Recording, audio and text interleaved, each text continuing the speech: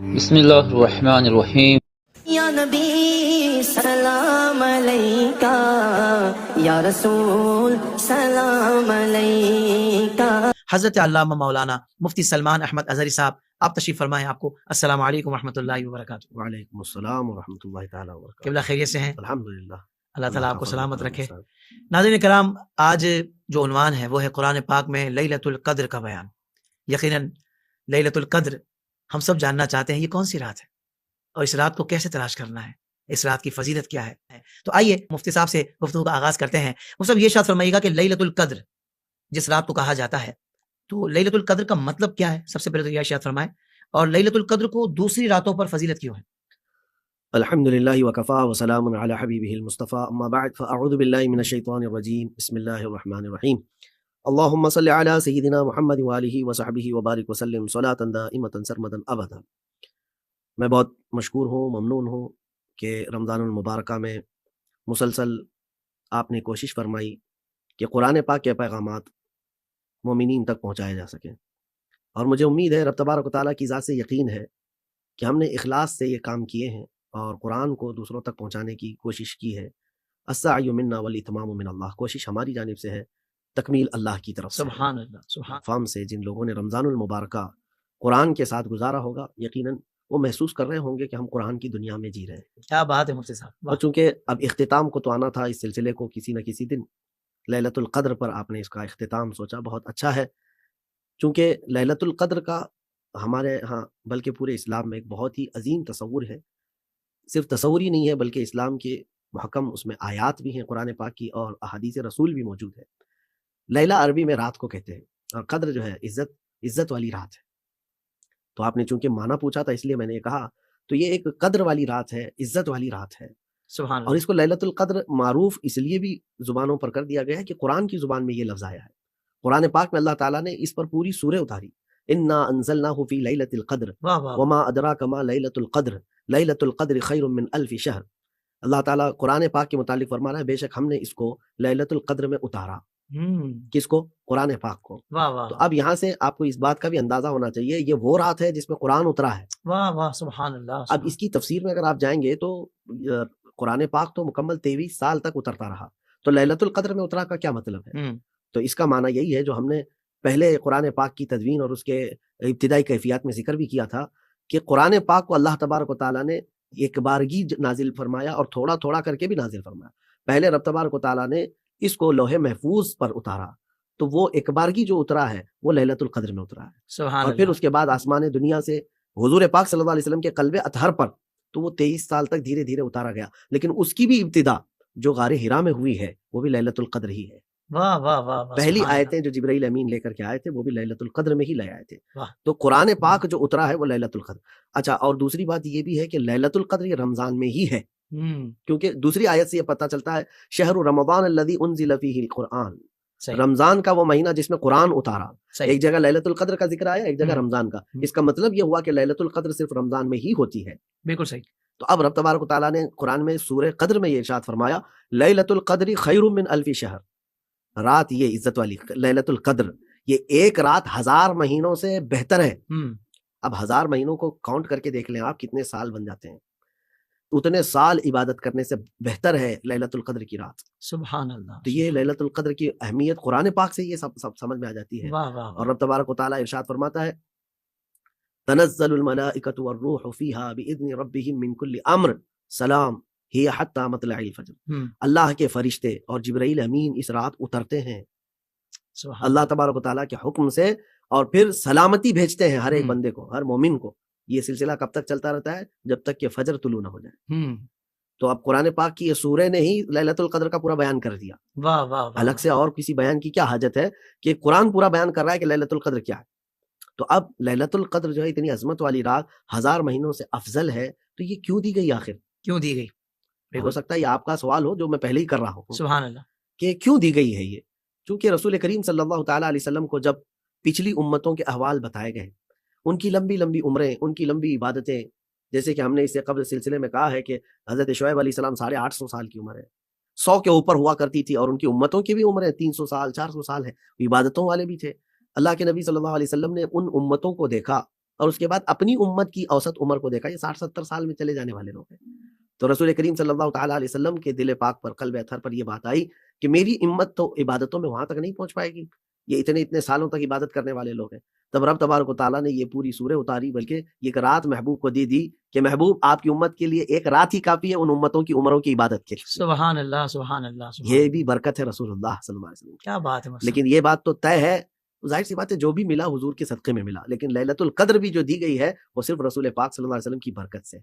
سبحان اچھا ایک میں بات بتاتا ہوں یہاں پر، لیلۃ القدر کی بات ہے کہ آج رات میں چاہتا ہوں کہ ہر کوئی عبادت کرے، اللہ تعالیٰ کے حضور گڑ گڑائے، لیکن ساتھ میں ایک بات کا خیال رکھیں کہ مجھے یہ جو کچھ بھی ملا ہے یہ رحمت عالم صلی اللہ علیہ وسلم کی وجہ سے. کیوں میں عرض کر رہا ہوں کہ حضور پاک صلی اللہ تعالیٰ علیہ وسلم اگر چہرہ بھی اٹھا دے نا آسمان کی طرف تو قبلہ بدل گیا. کیا بات ہے. واہ واہ واہ واہ. مومنین کا قبلہ پہلے بیت المقدس تھا جو مدینہ طیبہ میں اپوزٹ سائڈ ہوتا ہے خانہ کعبہ کے. بالکل صحیح. حضور ظہر کی نماز پڑھا رہے، 2 رکعت ہو چکی اور دل میں خیال آیا کہ ہمارا قبلہ کعبہ ہوتا تو اچھا ہوتا جو پیچھے تھا.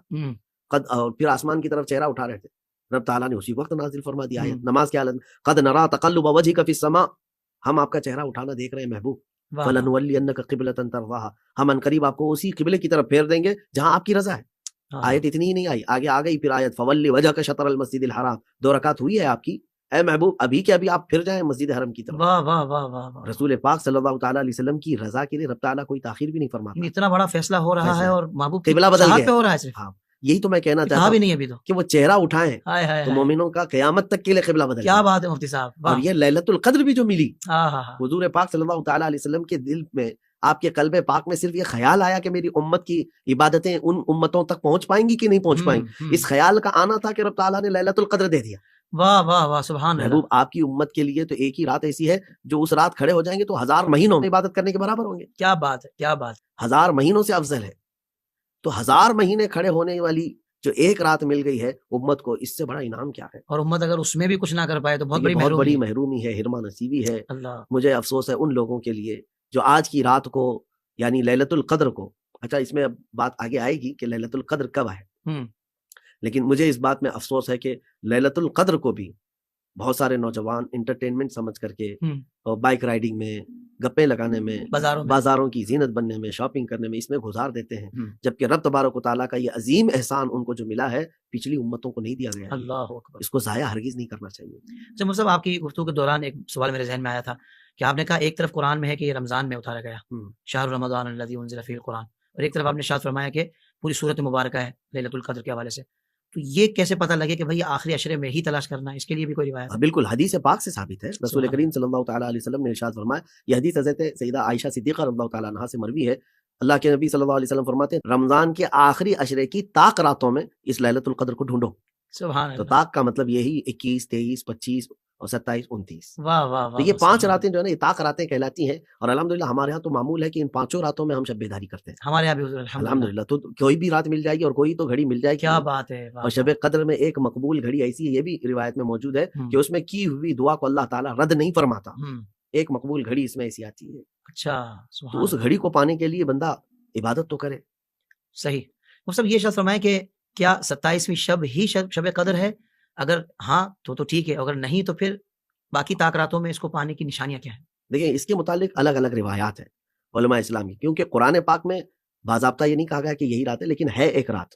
اور حدیث پاک میں یہ فرمایا گیا کہ ڈھونڈو آخری عشرے میں ڈھونڈو، اور پھر اس پر بھی مزید شارٹ کر دیا گیا ہے کہ طاق راتوں میں ڈھونڈو. اب علماء اسلام، فقہاء اعظام یا اولیاء کاملین کی روایات سے اور ان کی تحقیقات سے جو باتیں پتہ چلتی ہیں، بعض علماء نے یہ فرمایا کہ ہر سال یہ مختلف راتوں میں آتی ہے. صحیح. یعنی کبھی 21 کو آئی، کبھی 23 کو آئی، کبھی 25 کو آئی. تو بعض علماء کا یہ خیال ہے، اور بعض علماء مفسرین بھی ہیں اس میں، وہ کہتے ہیں کہ نہیں، غالب گمان یہ ہے کہ یہ 27ویں شب ہی ہے. اچھا. غالب گمان یہ ہے کہ لیلۃ القدر جو ہے 27ویں شب ہے، اور بعض نے کہا غالب یہ ہے کہ 29ویں ہے کیونکہ یہ آخر ہے رمضان کی. صحیح. اور اس کے بعد کوئی اور رات نہیں آنی ہے طاق. تو اب 27 کو کہنے والے ان کے پاس بھی الگ الگ اپنے دلائل ہیں. ہاں لیکن یہ سب عقلی دلائل ہی ہیں. اب جیسے مثال کے طور پر میں آپ کو کہوں، قرآن پاک میں لیلۃ القدر کا لفظ جو آیا ہے، یہ جو سورہ آئی ہے نا، اس میں 3 مرتبہ آیا ہے لیلۃ القدر. اب ہم گنتے ہیں اس کو. لیلۃ القدر میں جو حروف ہے نا، لام، یا، لام، تا، الف، لام، قاف، دال، را، کتنے ہو گئے؟ 9 حروف اس میں آئے ہوئے ہیں لیلۃ القدر میں. اور یہ 3 مرتبہ آئی ہے، یہ جملہ 3 مرتبہ ہے، تو 9 کے 3 کریں گے تو آپ کتنے ہوئے؟ 9 9 2 18 اور 9 3 27۔ ہاں، تو واہ واہ واہ، مفسرین یہ فرماتے ہیں کیا بات ہے۔ کہ ان میں جو حروف آئے ہیں کل ملا کر کے وہ 27 ہوتے ہیں، تو قرآن پاک میں عددی اعجاز بھی ہے۔ قرآن یوں ہی جو ہے کسی چیز کی تکرار نہیں فرما رہا ہے، باضابطہ اس کی خاص وجہ ہوتی ہے۔ سبحان اللہ، تو سبحان اس اعتبار سے بعض علماء کا فرمانا یہ ہے کہ یہ 27 کو ہی ہو سکتی ہے۔ بالکل صحیح۔ اب آپ نے یہ جو فرمایا کہ 27 ہی ہے، تو اس کے متعلق میں نے یہ عرض کیا، اور اگر نہ بھی ہو تو باقی جو طاقتیں ہیں ان کو پانے کے لیے نشانیاں جو ہے واضح طور پر تو اس طور پر نہیں بتائی گئی ہیں کہ کچھ بہت ہی الگ نشانیاں تمہیں نظر آ جائیں گی۔ ہاں، اہل بصیرت کی بات الگ ہے جن پر اللہ تعالیٰ نے سب چیزیں منکشف فرمائی ہیں، لیکن اس کے باوجود یہ فرمایا گیا ہے کہ یہ رات ٹھنڈی ہوگی اور اس کا جو دن نکلے گا سورج وہ بلندی سے نکلے گا اور بہت زیادہ تپش نہیں چھوڑے گا، اچھا، بہت زیادہ تمازت کے ساتھ نہیں آئے گا۔ تو لیلۃ القدر یہ بھی بعض نشانیاں بیان کی گئی ہیں صحیح، کہ اس دن جو ہے ایسا نہیں ہو کہ مطلب بہت تیز بجلیاں کڑک رہی ہوں یا کچھ بہت بڑے زلزلے آ رہے ہوں، ایسا نہیں ہے، وہ سکون کی رات ہوگی۔ اچھا مفتی صاحب، یہ انتہائی اہم ترین سوال میں آپ سے کر رہا ہوں۔ آپ نے فضیلت بھی بیان کی، آپ نے اس کی نشانیوں کے حوالے سے بھی کچھ ذکر کیا، مگر یہ تو ارشاد فرمائیں کہ اس رات کے معمولات کیا ہونے چاہیے، اس رات کی عبادات کیا ہونی چاہیے، کیونکہ ہم نے تو بچپن سے جو سنی ہے فی زمانہ تو ہم دیکھتے ہیں کہ یار قوم تو کسی اور طرف نکل گئی ہے، تو میں چاہوں گا ایک مرتبہ آپ کے لبوں سے بیان ہو جائے کہ اس رات کے خاص معمولات کیا اس ہونے سلسلے میں جتنا بھی بیان کیا جائے کم ہے حافظ صاحب، کہ لیلۃ القدر جو ہے بندے کو جب اس کی عظمت پتہ چل جائے اس کو بیان کیا جائے کہ کیا کیا کرنا ہے، صحیح، بلکہ وہ بندہ جو ہے اس بارے میں فکر کرے کہ رات جلدی گزر نہ جائے، کیا کہنے ہیں مجھے یہ بھی کرنا ہے، مجھے یہ بھی کرنا ہے۔ جو زیادہ شوق رکھتے ہیں اور اللہ تبارک تعالیٰ کی بارگاہ میں جو قرب حاصل کرنا چاہتا ہے اس کے لیے تو ایک رات بہت تیزی سے گزرنے والی ہے یہ، تو وہ یہ کیا پوچھے کہ 2 رکعت پڑھوں کہ 4 رکعت پڑھوں کہ 100 رکعت پڑھوں یا پھر میں درود پڑھوں کہ استغفار کروں، اس کو تو یہ پوچھنے کا بھی وقت نہیں ہو کہ یہ تو اگر گزر گئی اور میری زندگی میں ہو سکتا ہے یہ آخری ہو، اگلے سال میرا جینا ہی نہ رکھا گیا ہو، تب تو بہت بڑی چیز میں کھو رہا ہوں، بہت بڑی چیز میری زندگی سے جا رہی ہے۔ تو معمولات پر میں آتا ہوں، پھر بھی جو علماء اسلام نے ہمیں جو بتائے ہیں یا بزرگان دین کے جو معمولات رہے ہیں اس پر ہم آتے ہیں، لیکن ایک بات میں آپ کو یہ بھی بتا دوں کہ حدیث پاک ہے، رسول کریم صلی اللہ علیہ وسلم ارشاد فرماتے ہیں کہ جب یہ رات آتی ہے جبرائیل علیہ السلام پورے فرشتوں کی جھرمٹ میں آسمان سے یہ روئے زمین پر تشریف لاتے ہیں اور ہر مومن کو جو بیٹھا ہے جو کھڑا ہے جو عبادت میں اس کو سلام کرتے ہیں، سبحان اللہ، یہ جبرائیل علیہ السلام کے مطلب حدیث پاک میں، اور رات بھر وہ مومنین کو سلام کرتے ہیں فرشتوں کی جماعت کے ساتھ، اور پھر رب تعالیٰ کی بارگاہ میں واپس جاتے ہیں۔ رب تبارک و تعالیٰ ان سے پوچھتا ہے میرے بندوں کو کس حال میں چھوڑا ہے، تو اللہ بہتر جانتا ہے، لیکن فرشتوں کی گواہی مقصود ہے۔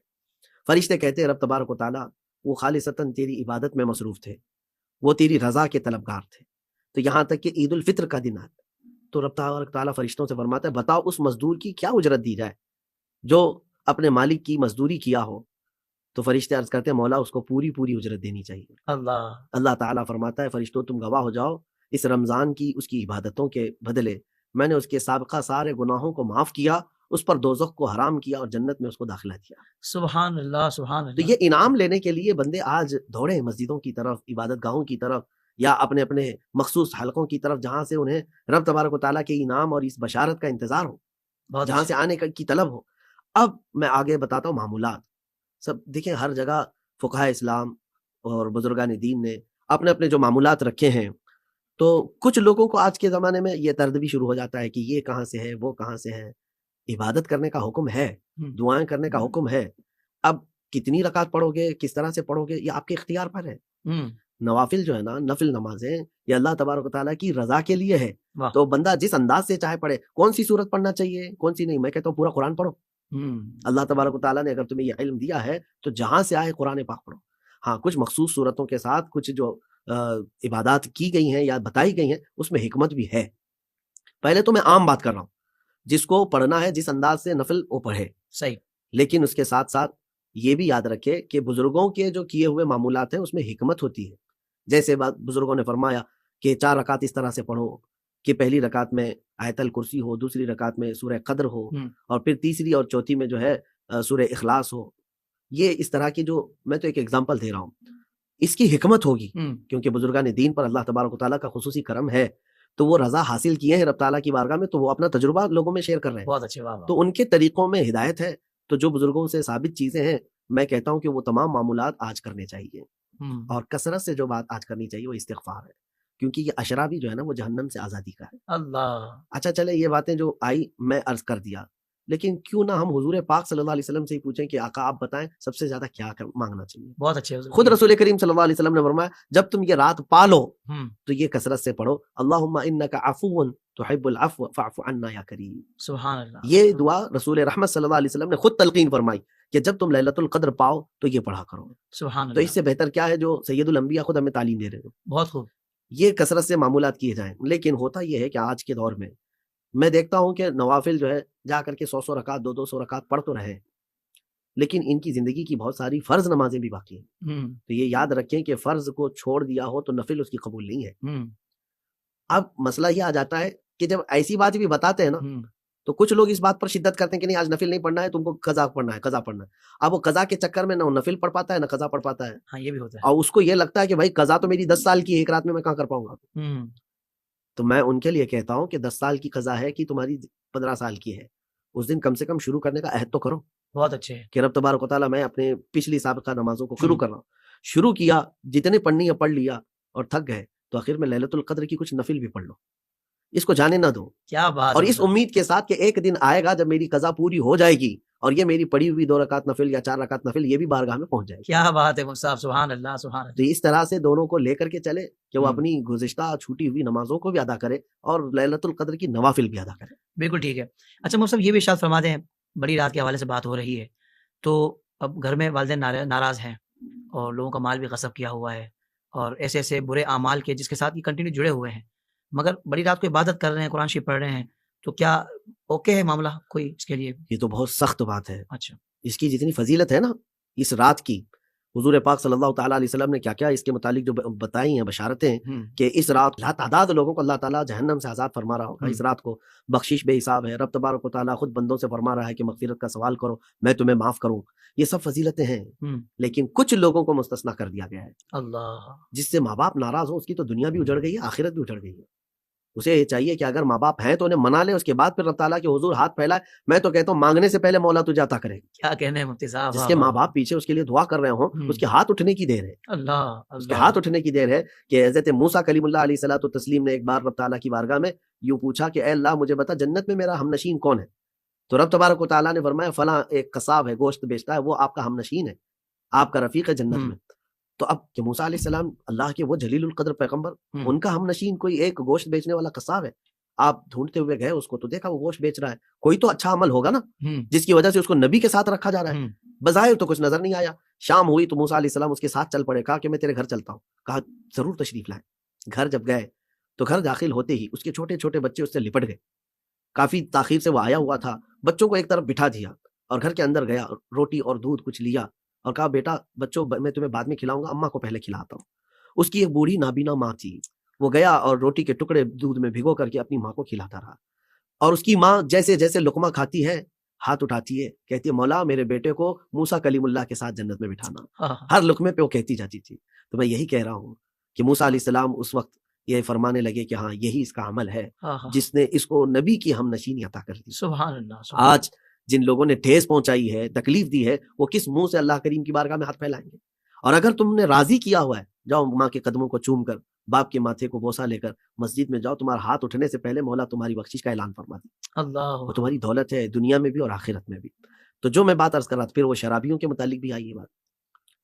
اور کینہ رکھنے والا جو مومنین کے متعلق بغض کینہ رکھتا ہے، بہت عام ہے حضور یہ تو. دل صاف کرو. اللہ اکبر. اور اس کے بعد پھر اللہ تبارک و تعالیٰ کی بارگاہ میں گڑگڑانا مانگنا ساری چیزیں.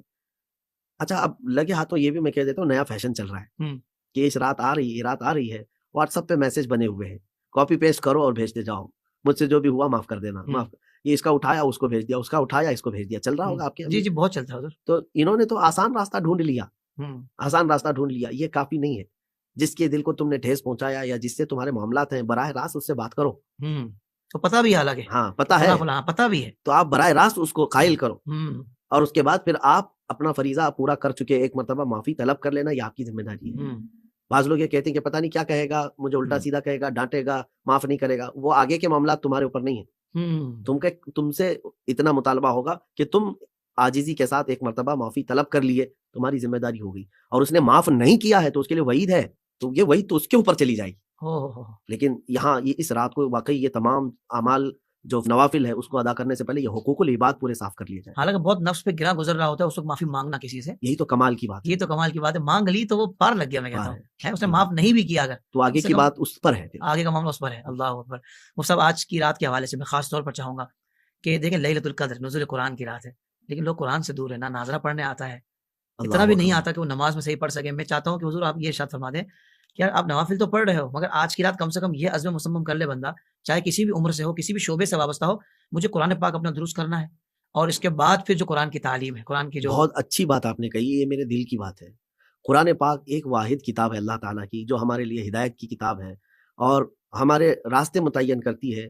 اس کے باوجود ہمیں یہ تکلیف اس بات سے ہوتی ہے کہ ہمارے بچوں کو قرآن سے کتنا دور کر دیا گیا، ہائے ہائے. یا یہ خود دور ہو گئے.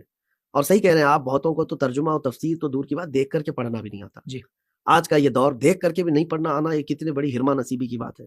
میں ان سب سے کہتا ہوں کہ اگر تمہاری عمریں نکل گئی ہیں تو بھی کوئی مسئلہ نہیں ہے، کیونکہ علم جو ہے تم قبر میں جانے سے پہلے تک بھی حاصل کر سکتے ہو. آہا. میں سچ کہہ رہا ہوں حافظ صاحب، اکثر میں یہ بات کہتا بھی ہوں اپنی محفلوں میں کہ قرآن واقعی آسان ہے. اللہ نے جو فرمایا آسان ہے، اس کو پڑھنا آسان ہے. اور یہ جو کئی سالوں تک ناظرہ پڑھانے کا جو سلسلہ چلاتے ہیں، میں ان سے بھی کہتا ہوں اساتذہ سے، تو بھائی بہت آسان ہے قرآن پاک کو سکھانا. میں سکھایا ہوں، میں درسگاہ میں بیٹھا ہوں. اور آپ کو میں بتاؤں کہ اپنے علاقے میں ممبئی وکرولی میں جب میں پڑھاتا تھا تو اس وقت میں بوڑھے حضرات کو یہ اعلان کیا کہ آپ کی عمریں اتنی ہو گئی، آپ شرم نہ کریں، آئیں رات کے وقت عشاء کے بعد ہم کلاس لیتے ہیں. 80 بوڑھے حضرات میرے پاس آتے تھے، ماشاءاللہ. 80 کی تعداد، سب واہ واہ اور سب کی عمریں 60 کے اوپر کی، کوئی انڈر 60 نہیں تھا. واہ واہ واہ. اور ہم نے ان کے دل کے اندر کی یہ ساری چیزیں نکالنے کے لیے ان کو یونیفارم بھی دیا، بیگ بھی دیا. جیسے بچہ بستہ لے کر کے اسکول جاتا ہے، وہ آتے تھے، کوئی شرم اور کوئی اپنے اندر وہ نہیں رکھتے تھے. اور اسی طرح پابندی کے ساتھ وہ آئے. اس عمر میں بھی اللہ. ان کو ہوم ورک بھی دیا گیا. ارے وہ دادا ہیں کئی بچوں کے، کئی کے نانا ہیں، لیکن پڑھتے تھے. میرا انداز یہ ہے، میں اس میں اپنا کمال نہیں کہہ رہا ہوں، قرآن سے جوڑنے کی کوشش تو کرو ایک بار، قرآن آئے گا تمہارے سینے میں. سبحان اللہ. سبحان کل کتنے حروف ہیں آپ کو پتا ہے؟ یہ حروف تہجی جن کو کہتے ہیں، جن سے مل کر کے پورا قرآن ہے. الف با تا سا جیم ہا، یہ جو حروف ہیں ان کو حروف تہجی کہتے ہیں. یہ کل کتنے 29 حرف ہیں. کتنے ہیں؟ 29 حرف ہیں. اب ان کو جوڑنے کے لیے انگلش میں جو وویلس ہوتے ہیں، اس طرح سے یہ زبر زیر پیش تشدید، 2 زبر 2 زیر جن کو تنوین کہا جاتا ہے، اور پھر کھڑا زبر کھڑی زیر، پھر الٹا پیش، یہ ٹوٹل ملا کر کے 11 ہوتے ہیں. تو یہ حرکات جو ہیں 11 ہیں، اور حروف کتنے ہیں؟ 29 ہیں. میں کہتا ہوں یہ ٹوٹل ملا کر کے 40 ہوتے ہیں. چلو ہر ایک دن ایک ہی حرف پڑھا کر کے کسی کو بھیجو. آج خالی الف پڑھایا، باقی کچھ نہیں پڑھایا. واہ واہ واہ. با پڑھایا، باقی کچھ نہیں پڑھایا. اور پھر ان کو جوڑنے کے ایک ایک ہی دن ایک ایک حرکت بھی پڑھائی جائے. 40 دن میں تو تم نے پورا لیکچر لے لیا. واہ واہ واہ. تو کیا کسی کے پاس 40 دن بھی نہیں ہے اللہ کے کلام کو سیکھنے کے لیے؟ اللہ. یہ تو میں آسان کر کے بتا رہا ہوں، ایسا بندہ چاہے تو اس سے بھی جلدی سیکھ جائے. بالکل سیکھ سکتا. رب تبارک و تعالیٰ بندوں کو عطا کرتا ہے. ہم تو مائل بکرم ہے، کوئی سائل ہی نہیں. اللہ. وہ رب تبارک و تعالیٰ کس کو کیا نہ عطا کرے. اعلیٰ حضرت امام اہل سنت فاضل بریلوی رحمۃ اللہ علیہ کی بات، ظاہر سی بات ہے ہمارے اس مجمع میں وہ رونق دے دیتی ہے. آپ کو خط میں کسی نے لکھا حضرت مولانا حافظ قاری الحاج احمد رضا خان صاحب، تو آپ حافظ نہیں تھے. خط لکھنے والے نے جب آپ کے القاب میں حافظ بھی لکھا تو آپ نے دیکھا کہ لوگ جو ہے مجھے حافظ بھی گمان کر رہے ہیں جبکہ میں ہوں نہیں. تو یہ شعبان کی آخری رات تھی. دوسرے دن آپ نے طے کیا کہ نہیں مجھے حافظ بننا ہے تاکہ اس کا لکھا ہوا جملہ تو صحیح ہو. اللہ. نہیں تو یہ لوگوں کو دھوکہ دینے میں آ جائے گا. لوگ مجھے کیا سمجھ رہے ہیں اور میں ہوں نہیں. تو آپ اس دن سے طے کرتے ہیں اور پہلا رمضان آیا. اب معمول یہ تھا اعلیٰ حضرت کا کہ دن میں ایک پارہ حفظ کرتے تھے اور رات کو تراویح سنا دیتے تھے. اللہ. اور رمضان ختم ہوتے ہی آپ حافظ قرآن بھی بن گئے. واہ واہ واہ واہ. سبحان اللہ. تو سبحان. قرآن ہے آسان. تم جتنا اس سے دور بھاگ رہے ہو، یہ کلام قیامت کے دن حجت بن کر کھڑا ہو جائے گا تو پھر بڑا مسئلہ ہے. حضور پاک صلی اللہ علیہ وسلم نے فرمایا کہ قرآن اور رمضان جس کے خلاف کھڑے ہو گئے قیامت کے دن، اللہ اس کو جہنم میں جانا ہوگا. اللہ. اور قرآن اور رمضان جس کی سفارش میں کھڑے ہو گئے تو پھر وہ جہنم میں نہیں جا سکتا، وہ جنت میں جائے گا. کیا کہنے ہیں. سبحان اللہ. جیسے کہ مفتی صاحب نے بڑی پیاری گفتگو فرمائی اس حوالے سے، زبردست الحمدللہ توجہ دلائی ہے. اور جس کو سیکھنا ہونا اس کے لیے پھر کوئی بھی چیز آڑے نہیں آتی. شرم و جھجک، یہاں اگر تھوڑی شرم کر کے آپ نے سیکھ بھی لیا تو آخرت کی شرمندگی سے بچ جائیں گے. تو نیت کیجئے، ارادہ کیجئے. اور اگر آپ کہتے ہیں کہ آپ کے پاس وقت نہیں ہے یا دیگر ویسے کوئی معاملات ہیں تو آن لائن بھی الحمدللہ آپ سیکھ سکتے ہیں. بہت سارے جگہوں پر آن لائن سکھایا جاتا ہے. مدنی قاعدے کی بھی اپلیکیشنز موجود ہیں جس کے ذریعے الحمدللہ آپ قاعدہ پڑھنا سیکھ سکتے ہیں. جس لفظ پر آپ انگلی رکھیں گے وہ لفظ آپ کو مخارج کے ساتھ اس کی ادائیگی اس میں ہوتی ہے. تو اس طرح آپ قاعدہ پڑھنا سیکھ جائیں گے. اور ہمارے سامنے ایسی مثالیں موجود ہیں کہ ایج +60 ہے مگر اللہ پاک نے توفیق دے دی، قاعدہ بھی سیکھ لیا اس انداز سے، قرآن پاک پڑھنا بھی سیکھ لیا، اور آج ان کو سند بھی مل گئی ماشاءاللہ. تو یوں الحمدللہ بندہ جب قدم آگے بڑھاتا ہے تو راستے اس کے لیے آسان ہو جاتے ہیں. وہ سب آخر میں ایک سوال رہتا ہے، اگر آپ وہ بھی ارشاد فرما دیں. یہ ان دنوں میں نا رمضان شریف کے آخری جمعے کے حوالے سے یہ بڑی بات وائرل ہو جاتی ہے کہ بھائی آخری جمعے کو جس نے 2 رکعت نفل پڑھ لی اس کی ساری زندگی کی قضاء عمری ادا ہو جاتی ہے. یہ کیا معاملہ ہے؟ یہ آپ کے ہاں 2 رکعت کی چلتی ہے اور ہمارے یہاں 4 رکعت والی چلتی ہے. اچھا، تو یہ جو میسج گردش کرتا ہے یہ من گھڑت ہے، موضوع ہے، صحیح. اس روایت کی کوئی اصل نہیں ہے. اور ایسی کوئی نماز نہیں ہے کہ آپ 10 سال 15 سال تک سوتے رہیں اور 4 رکعت پڑھ کر کے سب معاف کرا دیں. اسلام کا یہ نظام نہیں ہے کہ کہیں آپ جا کر کے نہا کر کے آ گئے اور سارے پاپ دھل گئے. یعنی ایک شارٹ کٹ راستے پر نہیں ہے. ہاں حج میں اللہ تبارک و تعالیٰ نے فرمایا لیکن وہاں پر بھی عبادت ہے. صحیح. لیکن یہ بھی ہے کہ جو قضا ہو چکی ہے نا وہ کرنی ہوں گی آپ کو. ہم نے توبہ والے مسئلے میں آپ کو بتایا بھی ہے اس سے قبل کہ جیسے توبہ کرنے کے بعد بندہ جو ہے یوں ہی معاف ہوتا ہے یا پچھلی چیزیں اس کی ادا کرنی ہوں گی. اس پر ہم نے بتایا قضا کرنا کسی بھی حالت میں اس کے لیے ضروری ہے. تو قضا سے اس کو چھٹکارا نہیں ہے. اور یہ 4 رکعت والا مسئلہ لے کر کے جو گھماتے ہیں یہ غلط ہے، یہ پروپیگنڈا ہے، افواہ ہے.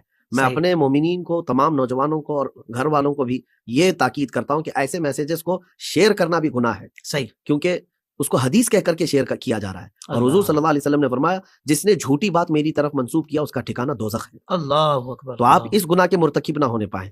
ایسی جھوٹی چیزوں کو شیئر کرنا بھی بہت بڑا گناہ ہے. آپ پھیلا رہے ہیں سارے لوگ مل کر کے تبھی تو یہ چیز پھیل رہی ہے. تو پھیلانے والے کے اوپر بھی یہ گناہ ہوگا، اس سے بچیں. بالکل ٹھیک ہے. ناظرین کرام، مفتی صاحب آپ کا بہت شکریہ کہ آپ نے اتنا وقت عطا فرمایا اور آج اتنی خوبصورت گفتگو فرمائی اتنے مبارک عنوان پر. میں چاہوں گا کہ چونکہ آج مفتی صاحب کا یہ جو ہمارا سیگمنٹ ہے اس کا آخری پروگرام ہے تو مبارک لمحات ہیں، میں چاہوں گا مفتی صاحب اگر دعائے خیر بھی حضور کی ساری امت کے لیے فرما دیں تو انشاءاللہ کرم ہو جائے گا. اللہ تبارک و تعالی ہمارے اس سلسلے کو قبول فرمائے اور اس کو امت مسلمہ کے لیے نفع عام اور تام فرمائے. آمین آمین. اور یقیناً آج دعا کی رات ہے.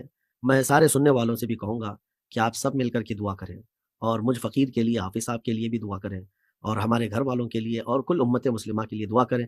قبولیت کی رات ہے. اللہ تبارک و تعالی ہماری قبول فرمائے. اللهم صل صلاة كاملة وسلم سلاما تاما على النبي الذي تنحل به العقد وتنفرج به الكرب وتقضى به الحوائج وتنال به الرغائب وحسن الخواتم ويستسقى الغمام بوجهك الكريم وعلى آله وصحبه في كل لمحة ونفس بعدد كل معلوم لك. اللهم أرنا الحق حقا وارزقنا اتباعه وأرنا الباطل باطلا وارزقنا اجتنابه.